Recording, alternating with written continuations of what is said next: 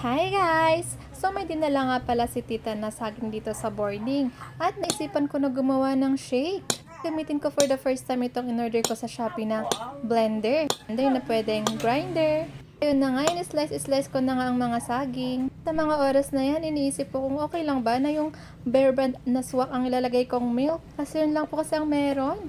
Pero naisipan ko na mas masarap naman kung yung milk na nakalata ang ilalagay, di ba? Kaya nagpasya ako na bibili na lang. Pero wala pala sa akin yung wallet ko.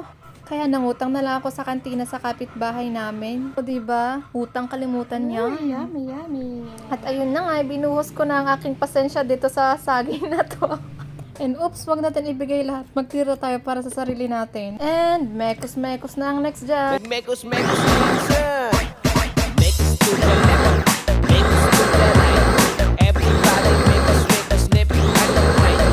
Mekos to the left. Mekos to the right. Everybody mekos snip and the right. Mekos to the left. Mekos to the right. Everybody mekos snip and the right. Mekos to the left. Mekos to the right. Everybody mekos snip and the right.